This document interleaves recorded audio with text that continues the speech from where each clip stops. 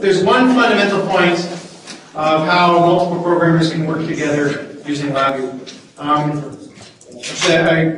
There are the following rules. You should talk, you should communicate, you should converse. I think you get the point, right?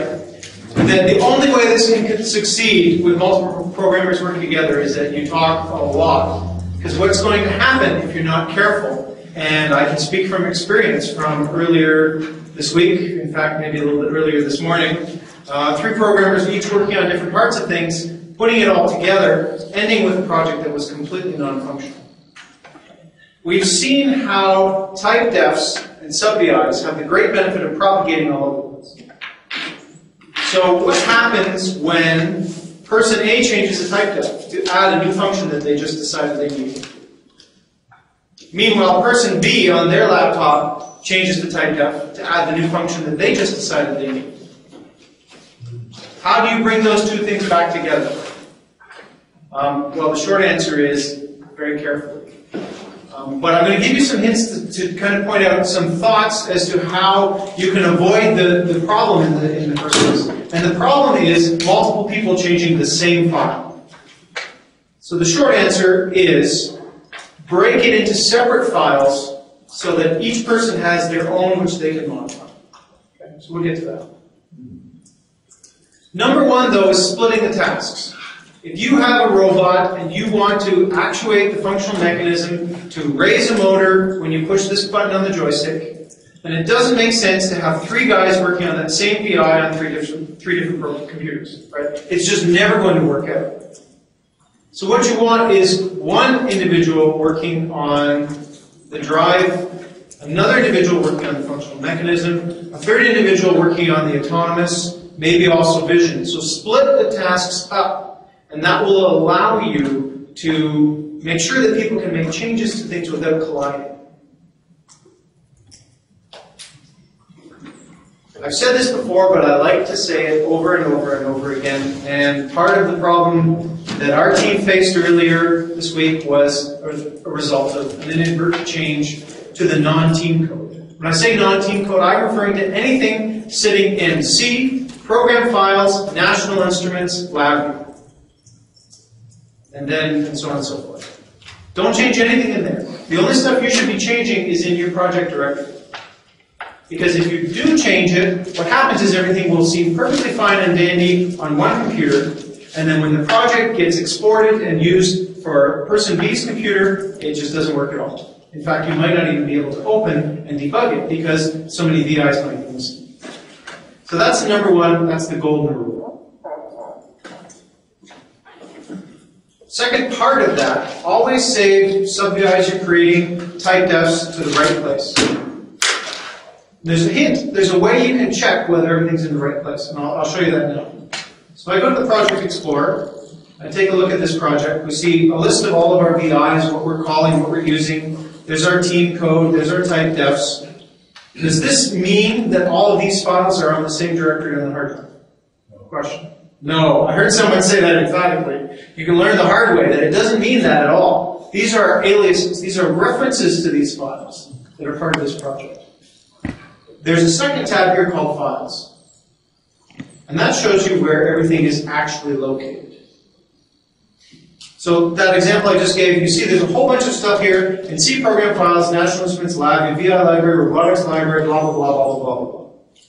These are all the things that are being used as part of this project that are the non-team code, right? That's all the library stuff you should never change.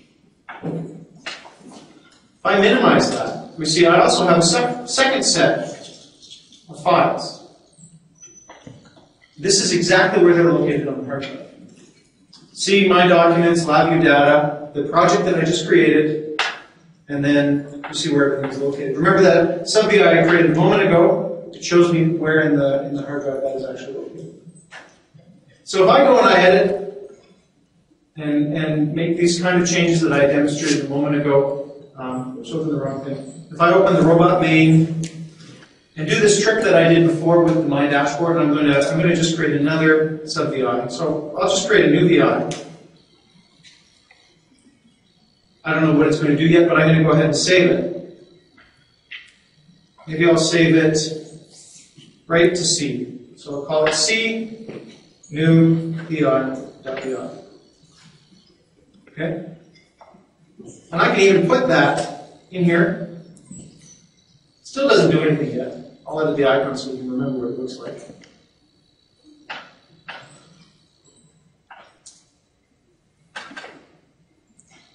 It's in my robot main, which means it's automatically been added to my project. We see it there, right? Listed new vi.vi.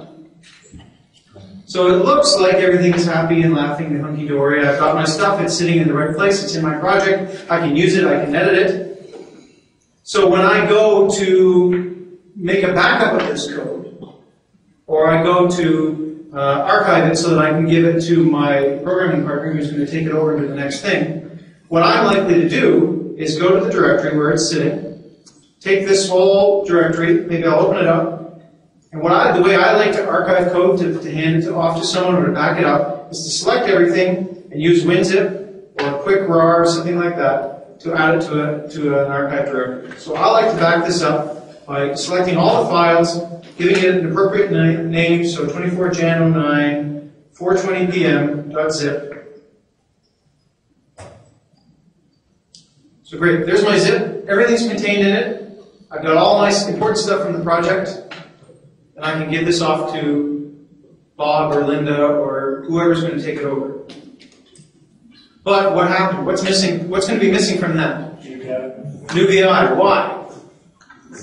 Because even though I look at my project, I see, oh, new VI is there, but that's not where I saved it. I saved it right in the root of C. And one way to double check that is to go to the Files tab and make sure you should have just 2 locations of stuff. It should be that long program files, national instruments, lab, blah, blah, blah, blah, blah, and it should be wherever your whole archive of files are. But I see something else sitting in C, which is that. Okay. So you've got to be very careful, but here's a nice way to double check. I stand up here and I say I've been doing this for a long time, but it happens. You have to be very careful. Otherwise, you're going to hand something off to someone, or you're going to come somewhere to do a demo, or you're going to, at worst, go to competition and try and make changes to your code and realize a whole bunch of your sub-VIs are missing, and they're back somewhere else. And the only thing, I can see some people in the audience pointing at some of their fellow team members, and the only thing you can do to get going again is to rewrite the missing VIs. Again, be very careful where you save them. The same is true for typedefs. If you save a typedef, you can just as easily throw it in the wrong place and miss backing it up. So the solution is to check the files tab, to check the file locations. Okay. Ownership of typedefs. And this harkens back to the very first point, which was actually chat, communicate, talk. You get the idea, right? You have to make it very clear who's doing what and who's editing what. Because if 2 people change a typedef or 2 people change a sub-VI, one of them is going to lose out. And probably what's going to happen is you're not going to notice when you put the files together, and one is just going to be gone. And you may not even notice until you try and do a certain function that you realize that function isn't there. So that's true for typedefs and it's true for sub-VIs. So here's an idea, here's an approach that I think is really important. Sub-VIs are easy, right? If you have a vision sub-VI and Bob is doing the vision, Bob is the only person who can change the vision sub-VI. And if Bob is the only one who can change the vision sub-VI, Bob is the only one who can change the vision typedef. And if Mary is doing the drive, then Mary is the only person who can change the drive sub-VIs. But it gets a little bit more complicated with typedefs in the main robot data typedef, right? Because it's just one typedef. So you've got 2 choices. You only edit typedefs by committee, which I think is actually probably the best choice, but unfortunately it's not completely practical, because sometimes you have to be in different places at different times working on the same typedef. So here's an approach I like. If I wanted to add things for Bob to do and things for Mary to do within the main typedef, here's what I would do. I'm going to edit the robot typedef. So